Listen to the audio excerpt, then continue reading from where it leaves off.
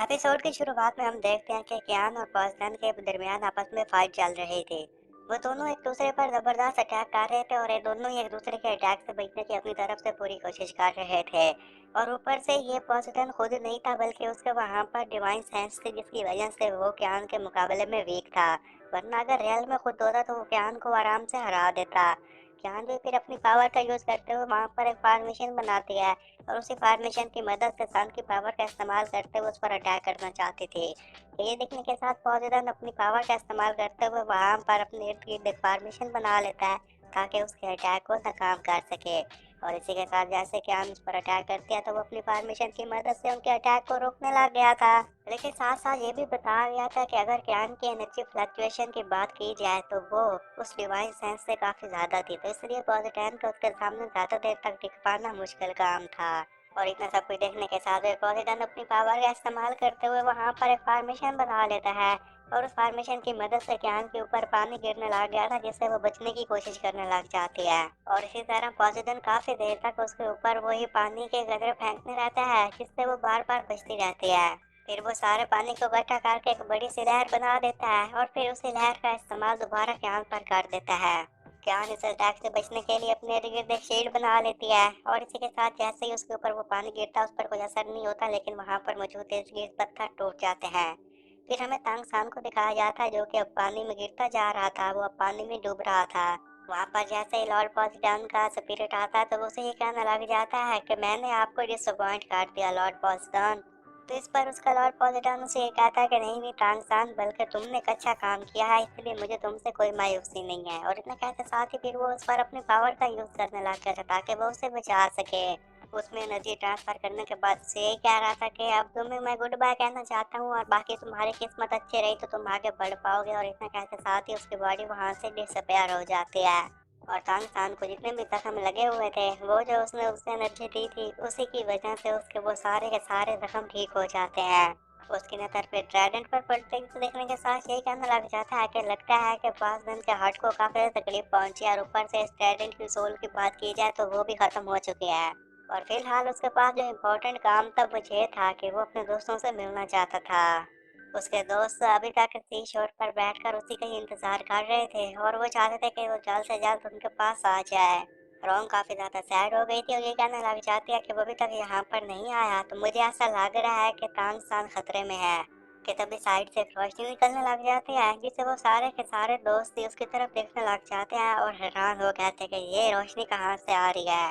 फिर उसी रोशनी में से एक पोर्टल ओपन होता है और उस पोर्टल में से तांगसान बाहर आ गया था। तांगसान उन लोगों को ये कहता है कि मेरे पास तुम्हारे को बताने के ज्यादा टाइम नहीं है तो हमें इस लैंड पर जाना होगा, जल्दी से इसके ऊपर आ जाओ। वो जिस चीज के ऊपर था तो उसके दोस्त जल्दी से उसके ऊपर आ जाते हैं। वो चीज बाद में पिरामिड में चेंज हो जाती है और उसी के साथ वो अपने दोस्तों को लेकर वहां से चला गया था। उसके जाने के साथ ही पीछे से कैन पे आ जाती है और वो काफी ज्यादा गुस्से में दिख रही थी क्योंकि वो अपने मिशन में फेल हो गई थी।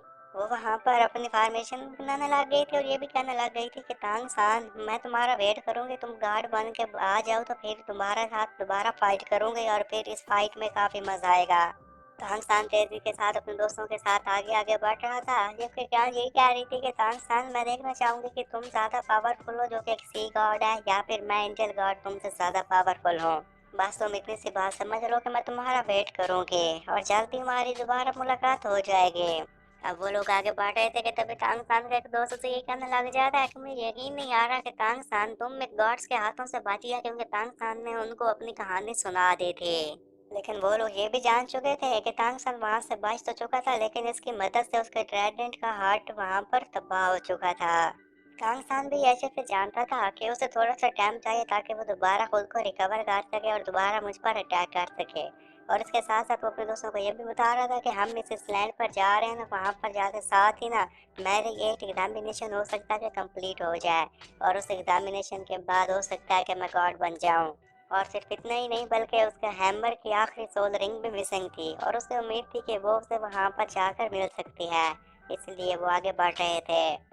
वो लोग फिर आगे आगे बढ़ रहे थे कि तभी फिर वो लोग डीप सी ब्लू की बात करने लग जाते हैं। ये कहने लग जाता है कि deep sea demon well king की बात करें तो वो काफी ज्यादा खतरनाक है और उसके बारे में उन्हें एक लड़की बता रही थी। और ये सब कुछ सुनने के साथ तांगसान भी ये कहने लग जाता है कि वेल, हमें याद है कि पिछली बार भी इसके साथ तुम्हारी टक्कर हो गई थी और जो मेरे सीनियर्स हैं उन्होंने मुझे उसके बारे में इंफॉर्मेशन दी थी।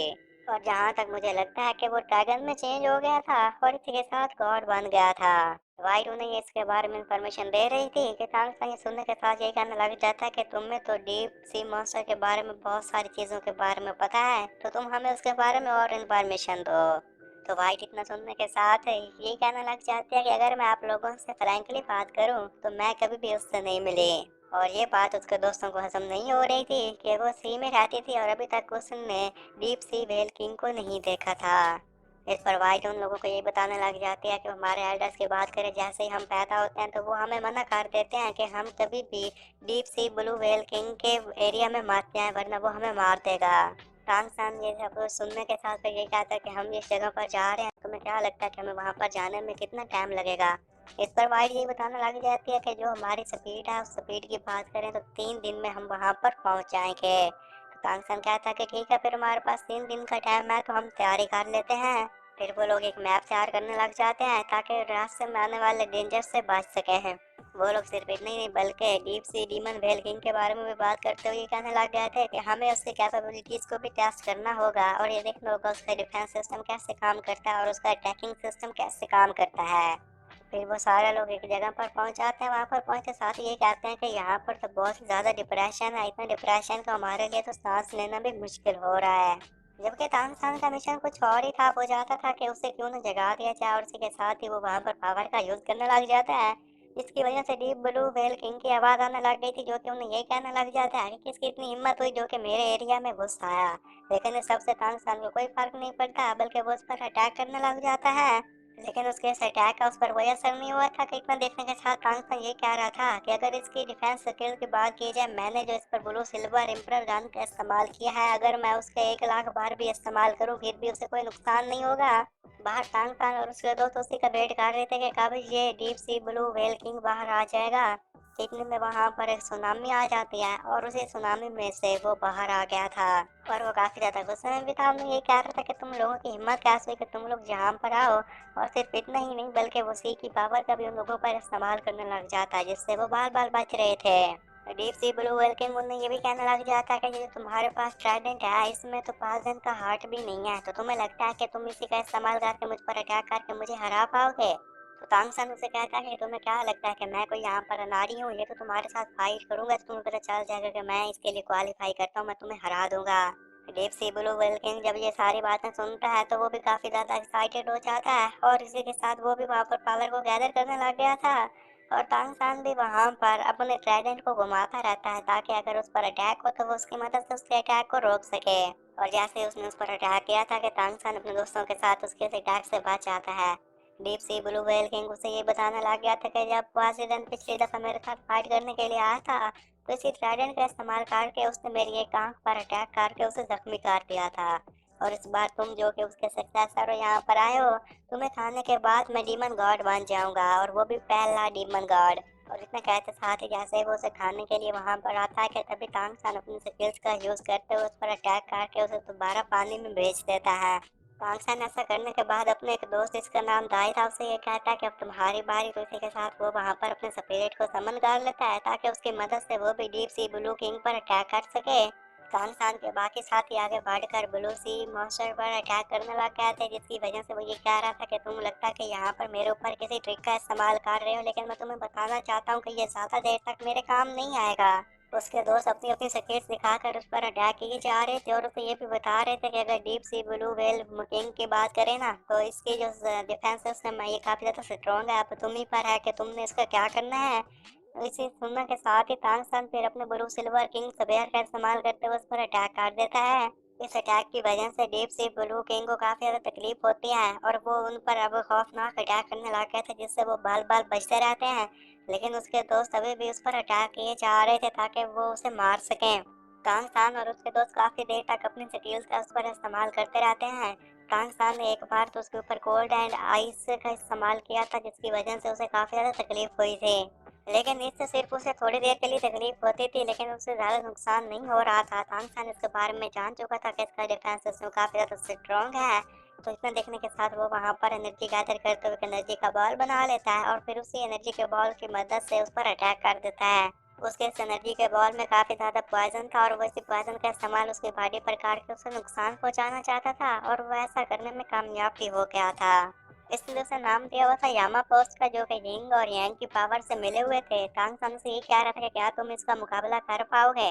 वो अपने एक स्पेयर पर इसी पॉइजन का इस्तेमाल करते हुए वो स्पेयर दोबारा उसके ऊपर अटैक करने के लिए भेज देता है, जिसकी वजह से इस बार ब्लू डीप सी को काफी ज्यादा तकलीफ होती है। और वो ये सब कुछ इसलिए कर रहे थे ताकि वो अपनी फिजिकल फॉर्म को चेंज कर सके और वो एक ह्यूमन बन सके। जैसे वो देखते हैं कि वो अपनी फॉर्म चेंज करने वाला है, इसी के साथ ही तांगसन अपने दोस्तों के साथ वहां पर सी शोर पर पहुंच गया था, क्योंकि वो अब अपनी फॉर्म चेंज करने वाला था और ये उनको फायदा होने वाला था। इसके बारे में वो ऑलरेडी जानते थे। वेल किंग अब हवा में लटका हुआ था कि तभी वहां पर एक फॉर्मेशन बन जाते, जिसकी वजह से काफी ज्यादा एनर्जी रिलीज होने लग गई थी। तांगसान ये देखने के साथ अपने दोस्तों को ये कहता है कि तुम लोग इस एनर्जी से दूर ही रहना, क्योंकि इससे तुम्हें नुकसान हो सकता है। तब वेल किंग की बॉडी इंसानी बॉडी में चेंज होना शुरू हो जाती है और वो काफी ज्यादा गुस्से में दिख रहा था और ये कह रहे थे कि तुम्हें मार दूंगा, तुम्हारी हिम्मत कैसे हुई कि तुम लोग मेरे इस रूप को देख सको। और सिर्फ इतना ही नहीं बल्कि उसके पास ना एक एनर्जी आर्मर भी था और इसके बारे में बात यही बताने लग जाती है कि ये तो एक बहुत ही खतरनाक वेपन होता है और उसने अपनी एनर्जी का इस्तेमाल करते हुए अपना एक ट्राइडेंट बना लिया। इसका मतलब है कि वो गॉड बनने के बहुत ही करीब है। और सिर्फ इतना ही नहीं बल्कि वेल किंग वहां पर एक पर्ल की ठंडर का इस्तेमाल करने लग जाते, जिस देखने के साथ वाइट ये कहते हैं कि हमें इससे बचना होगा क्योंकि ये अटैक बहुत ही खतरनाक होता है। तांगसान इतना देखने के साथ ही उस अटैक के लिए रेडी हो गया था कि तभी वेल किंग अपने उन्हीं थंडर पर्ल को उनकी तरफ सेंड कर देता है ताकि उसकी मदद से उन पर अटैक कर सके। और इसी के साथ ये एपिसोड भी यहीं पर खत्म हो